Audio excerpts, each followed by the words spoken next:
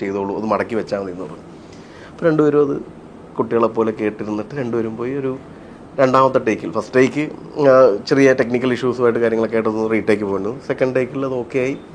Then അത് shoot ചെയ്യുന്ന സമയത്ത് എൻ്റെ വൈഫ് അപ്പുറത്ത് നിൽപ്പുണ്ട്, അച്ഛനും അമ്മയും അപ്പുറത്തെ ജനാലയിൽ കൂടി നോക്കി നിൽപ്പുണ്ട്, ഫുൾ ആളുകൾ നോക്കിക്കൊണ്ട്. അപ്പം ഞാനത് ചെയ്ത് കഴിഞ്ഞപ്പോൾ ഇങ്ങനെ അച്ഛനും അമ്മയിലേക്ക് നീങ്ങി നോക്കിയപ്പോൾ അമ്മ അത് ഭയങ്കരമായിട്ട് എൻജോയ് ചെയ്ത് നല്ലതാണെന്ന്. അപ്പം അവർ അങ്ങനെയുള്ള ഓഡിയൻസിനെ കണക്ട് ചെയ്യുന്നൊരു മൂമെന്റ് കിട്ടി എന്നെനിക്ക് മനസ്സിലായി.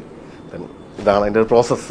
ഈ കഥ ആദ്യം പറഞ്ഞപ്പോഴേ, ഈ കഥ ലാൽ സാറോട് ആദ്യം പറഞ്ഞപ്പോൾ ശോഭന മാം ആണ് ഓപ്പോസിറ്റ് എന്ന് പറയുമ്പോൾ, അല്ലെങ്കിൽ അത് ആദ്യം തീരുമാനിച്ചിരുന്നോ കഥ പറഞ്ഞപ്പോൾ?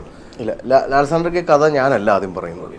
ഇത് KR സുനിൽ എന്ന് പറയുന്ന ഒരാൾ കുറച്ച് നാൾക്ക് മുമ്പ് തന്നെ ലാൽ സാറുമായിട്ടുള്ള മീറ്റിങ്ങിലൊക്കെ ഈ ഒരു കഥ അവതരിപ്പിച്ചു. ലാൽ സാർ ഭയങ്കര ക്യൂരിയസ് ആയിട്ടിരുന്ന് ഈ കഥ മൊത്തം കേൾക്കുകയും നമുക്കിത് ചെയ്യാമെന്ന് പറയും. പക്ഷെ ആ സമയത്ത് ഒരു റൈറ്റർ മാത്രമേ ഉണ്ടായിരുന്നുള്ളൂ, അല്ലെങ്കിൽ അത്